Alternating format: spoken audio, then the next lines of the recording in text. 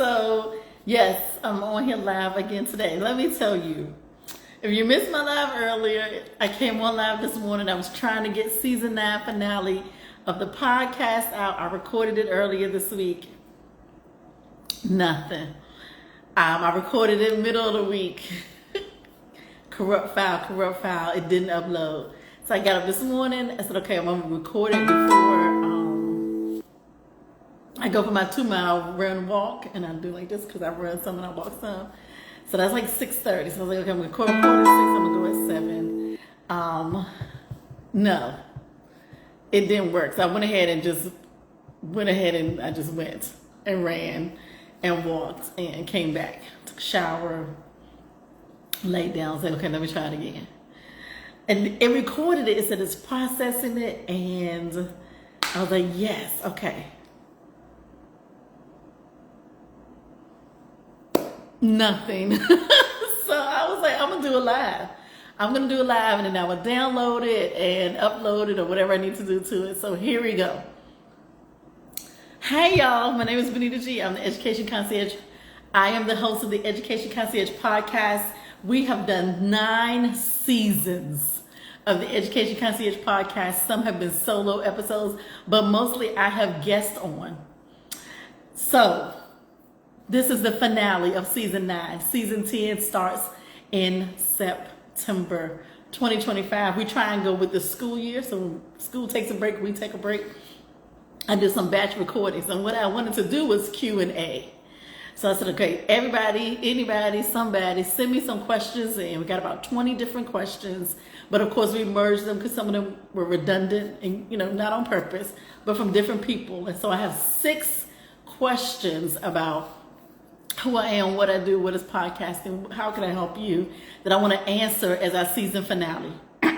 Excuse me. So those of you who know, we start off the podcast by saying this. Hey y'all, my name is Benita G. I'm a good old country girl. Welcome to the Education Concierge Podcast. In the country. We invite you to the cookout or, to a dinner. You come in, you take your shoes off at the front door because we are in red dirt, clay country. You go down the hall.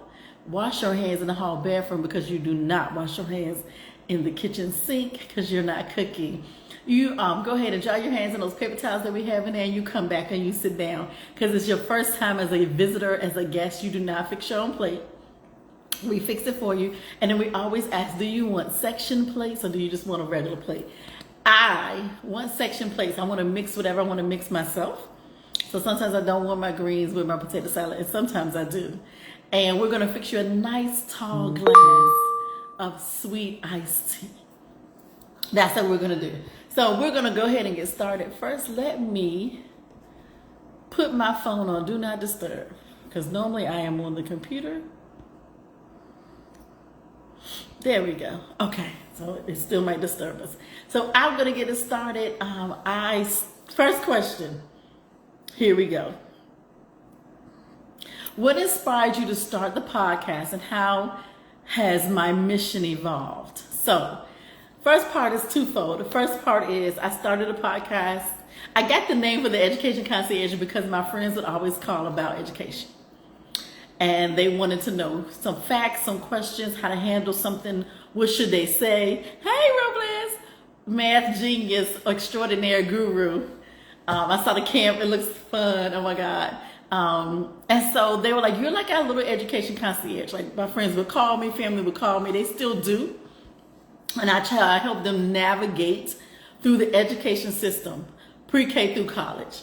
Hey. And so that's how the name, the Education Concierge, came up. A couple of my friends were like, you're our own little personal concierge. Like, if we have a problem, we're concerned about our students, concerned about our children learning.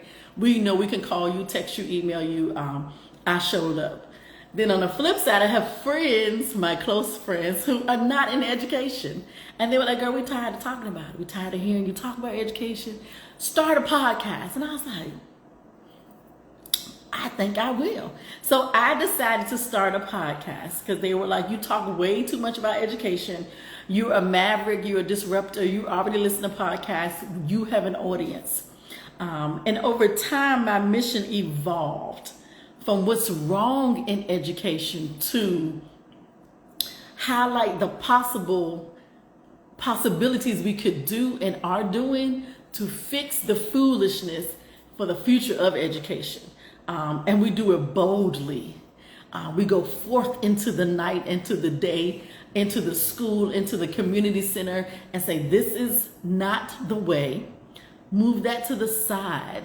This is the way we need to teach. We need to encourage. We need to motivate. We need to connect with the students, our clients. Our clientele has changed.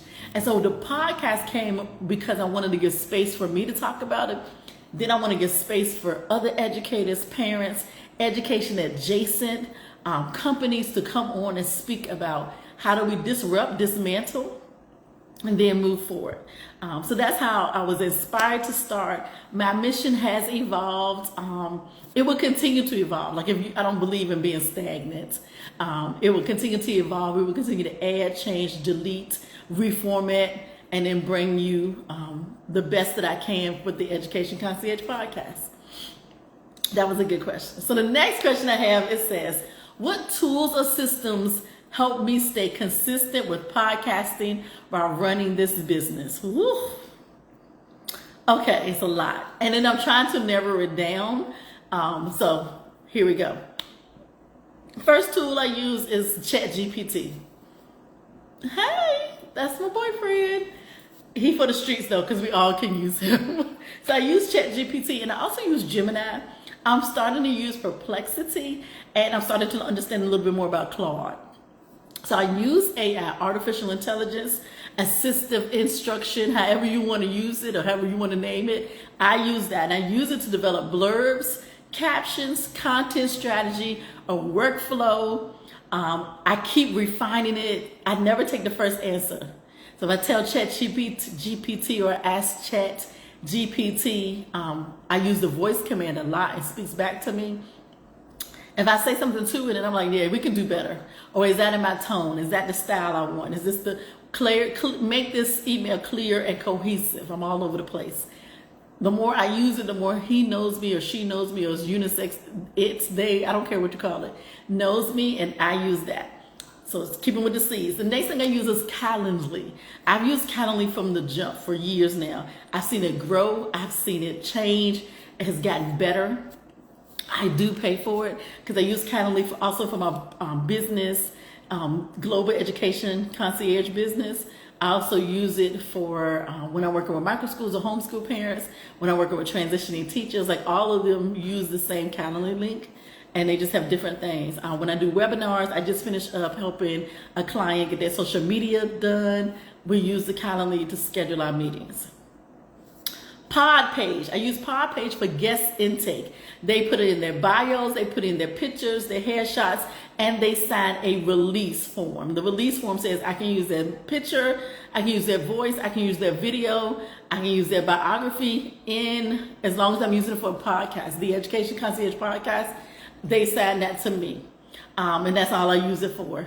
And then you'll see the social media assets come out. You'll see the little clips, the little blurbs, all of that is from Podpage because they've given me permission. I also use Trello and Google Docs, StreamYard and Riverside. One of them is going away for me. Like, I don't need both. In the beginning, I thought I did. Now I know I don't. So either I won't use Riverside anymore and just use StreamYard, or I'll use Soundtrap. And I also use Soundtrap. Somebody's going to not be part of the group. And I use Canva. Come on. Like, how can I not? I do have the paid version because I'm no longer in a traditional pre-K through 12. But if you're a micro school or homeschool parent, a lot of times if you email them and you have proof of what you're doing, micro schools, they literally a lot of times they just ask for your website. If you're a micro school, if you are a homeschool hub, they just ask for the website and you are able to get it for free. Okay, but you will have to email them a couple of times. Just email them. But I do use the paid version, but I also do Fiverr freelancing on the side. So I just finished a couple of books for a couple of organizations in D9 for their youth programs. So they send me the pictures, and then I do the booklet for them for the end of the year so they can show. And it's another way that they can advertise and they can get community involvement. All right, so I'm trying to think anything else I use. I think that's it. Oh, LinkedIn. I use social media. LinkedIn, Blue Sky, Instagram, TikTok. Those are the 4 I use. And I use Instagram and Facebook because they're connected. But I definitely use Instagram and LinkedIn the most. Okay. Question 3. How do I find and build partnerships that align with my values? It's a learning curve. I do a lot of research. I go to conferences. I listen to webinars. I use YouTube. I go to podcast conferences. I collaborate. I'm still working on attracting the correct sponsors and the partnerships. Partnerships are a little bit easier. Sponsorships has been a little bit more difficult. I want to make more money to hire somebody who knows how to help me monetize, because that's where I want to go. So it's important for people to like, share, and support and subscribe. That's how I can start getting monetized. But one of the things I do is I'm very strategic and intentional. Intentional is my word of the year. Intentionality, being intentional. And with that, you have to be strategic. I want my audience to grow. I want my subscribers to grow. I want my listenership to grow. I want us to make sure we have an interaction, and I do a call to action. But also with that, I am not going to go in partnership or sponsorship with someone who goes against my morals and values. So if you're someone that's going to bash education completely and talk crazy about educators and, just be on here or supporting something just totally against what I believe in, I'm not going to partner with you, and I will not allow you to sponsor me. And that has been the hold up sometimes. I'm like, yeah, we don't believe in the same, we really don't believe in the same thing at the end of the day. And when I start digging and doing research, so it has been a little difficult. But I will say that I've had support from great organizations: Soundtrap, Black Women Education Leaders, ASCD Ghana, ISE, ASCD, ISTE, oh goodness, Omela. They have been amazing partners in helping me get things going and giving me advice and inviting me to conferences, inviting me to events, inviting me to speak, allowing me to speak when I say, hey, I want to come speak. And so those partnerships, Virginia Association of Black School Educational Leaders, sororities, fraternities locally, and so organizations, community organizations locally. So that all of those things, the colleges, universities, charter schools say, hey, we want to do podcasting. Can you come help us? And they pay me. And so all of that helps with partnerships and sponsorships, and I'm able to say, hey, I just worked at this charter school. I can help your charter school. Hey, I just went and spoke at this conference. What do you need? And what's your budget? So I can go from there. Oh, this one right here I had to think about. And it's not a long answer. Here's this question number 4. Did I do question number 3? Yes. All right, here's question 4. What have I learned about balancing service with sustainability? I'm still learning. I will say this. I live by 4 rules now. Excuse me, something I started in 2025 this year, to keep myself balanced. Like, people do affirmations and I love them, but I was like, I need affirmations and I need some rules. It is my screensaver on my phone. It is up on my mirror in my bathroom. I see it every morning. And it says this: every yes must lead to freedom. Freedom, freedom. Okay.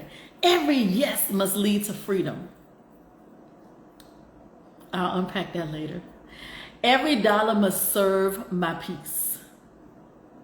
Every dollar must serve my peace. And we know the saying, all money ain't good money. And that's what it means. Number 3, every space must honor my calling. Not your calling, not their calling, not the calling that they said they had over here, not the calling that they said that the Lord gave to them and he didn't give to me. Every space must honor my calling. What does that mean? I must be able to walk in a space that's honoring my calling. I can change the atmosphere when I walk in 100%. But sometimes that is not my calling. Therefore, that is not my space. Okay, I do believe in the scripture that says, "Do not argue with fools, lest you become one." And so that's what that means. And then number 4, rule that I live by now: every move must match my prayer life. And if you're not religious, that's okay, because remember, these are my 4 rules to answer how do I balance service with sustainability. I use those 4 rules. I calendar block. That is key to me. Mondays and Fridays in my regular life, in my personal life, in my professional life, I try not to take meetings. Luckily, I work at a company. I work at a nonprofit. They also do the same thing. I just want to understand that I'm learning how to use Monday.com at work, which will eventually come over into my personal life, which, as I said, I'm getting rid of some other things that I use for podcasting. Systems matter. I'm a logistical lady. Systems are important to me. If it doesn't align, the answer for me is a no. And I'm going to look at all the angles, and it's still, I don't fight the universe. Okay, and people are like, oh, the universe said no, but I went the other way. I do believe in if something says no or someone says no to you, that you can look at another angle. But I also am not going to fight the universe. Okay, I shouldn't have to struggle for certain things. And I'm not going to fight the universe, and I'm okay with a no. I know it's a complete full sentence, full stop with a period or exclamation point. No is never a question mark. It's no. That's going to be a no for me. What did I learn from my friend? Bandwidth. That's the word she would say. Yeah, my bandwidth, I don't have the bandwidth for that. I don't know what she was talking about. But that's another way to say no. I don't have the runway for that. Ooh, I'm just helping you. Here we go. Question number 5. What advice do you have for educators who want to start a podcast or start a business, be an entrepreneur? Start. And let me say this. I used to believe that I needed to quit a full-time job or a part-time job and start. All of us are not built like that. Okay? It takes a lot of planning and being strategic to do both. But some of us have to work up to that. Some of you jumped in, you got it, and you gone. Okay? Some of us still going to have to work and then continue to build. And I know you're like, Benita, but you said you're on season 9 of the podcast. And the podcasting is not really something I do for money. But let's talk about that. But as my entrepreneurship for Global Education Concierge, that is something I do, and it brings in income. Now, I know the income I wanted to bring for me to let this job go over here. But this job over here helps me be better over here. I know. And so I would say start.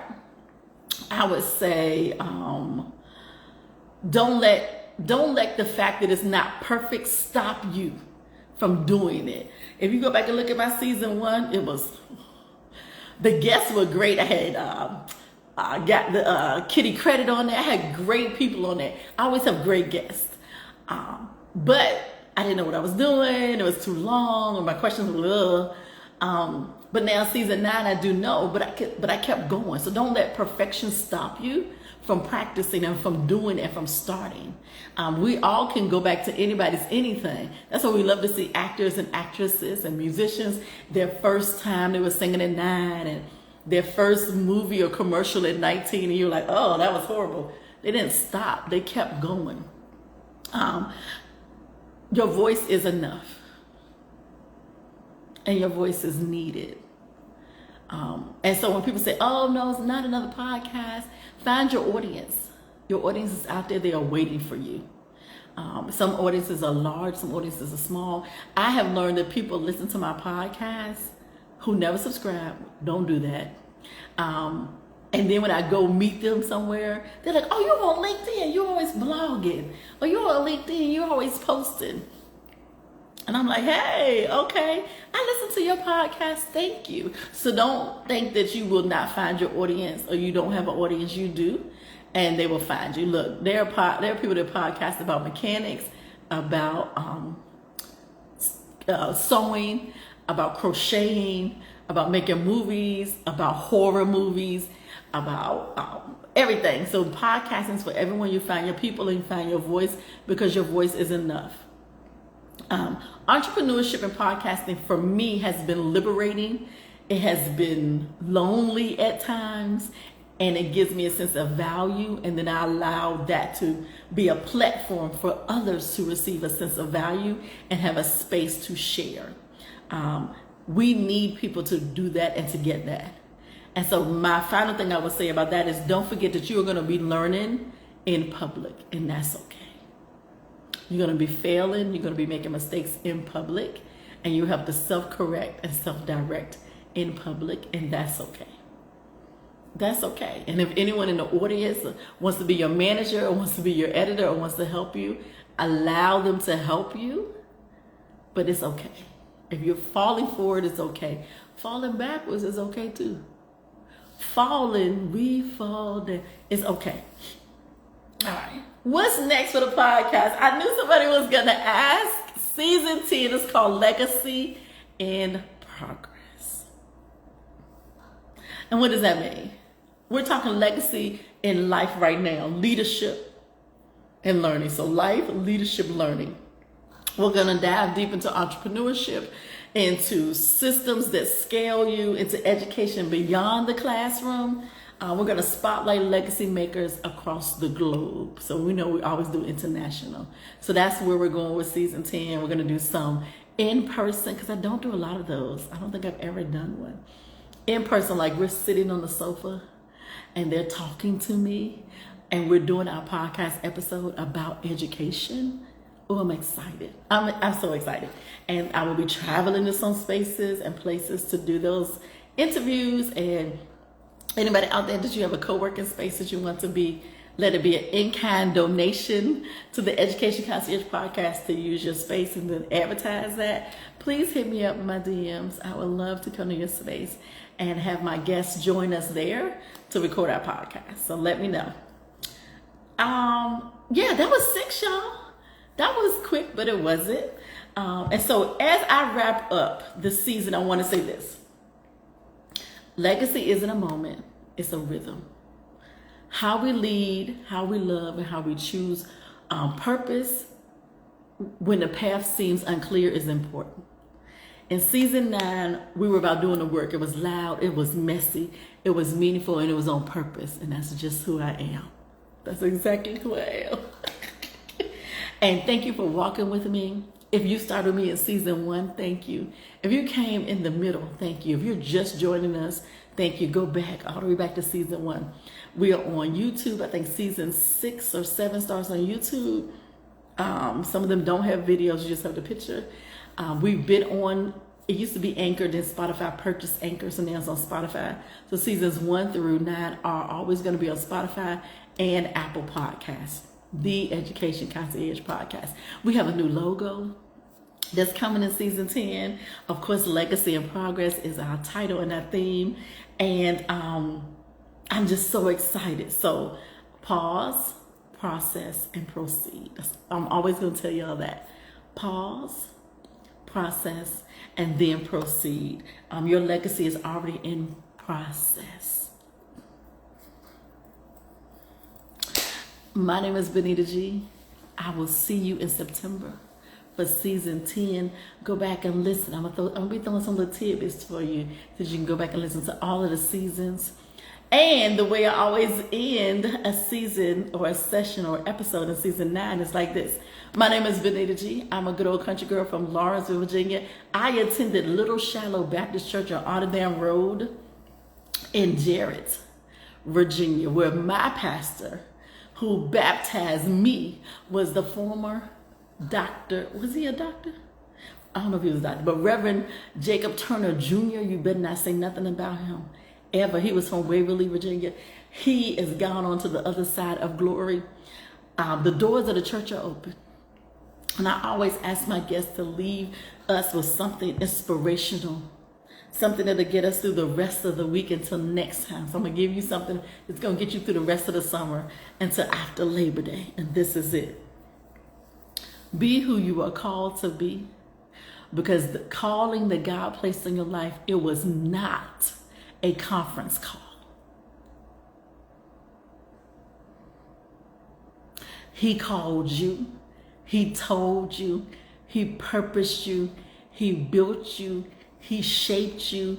He formed you for this mission in such a time like this. So don't be afraid. Go boldly. I'm talking to myself. Go boldly in purpose. I will see y'all in September, and I'll see y'all before then. Tips and Tools Tuesday and Thursday is coming back. I'm about to be busy. Hey, hire me to do your professional development. I have a couple of spots left open. Hire me to help you with your micro school, homeschool hub that you're trying to open. We do have some things coming out that you could quickly order and purchase off of Gumroad. Is that the name of it? I think that's it. I want to say Gummy Bears. Look, we are over here just trying to expand the territory, to disrupt the foolishness, and to make sure that we're educating all the children. And that no longer means that they have to be stuck in a traditional classroom. Okay? But they have to be educated appropriately, purposefully, and intentionally, because they are the client. My name is Benita G. Thank you for listening to season 9 finale and watching it. Wherever you are, be safe. You're the best thing since sliced bread. And I'll talk to y'all later.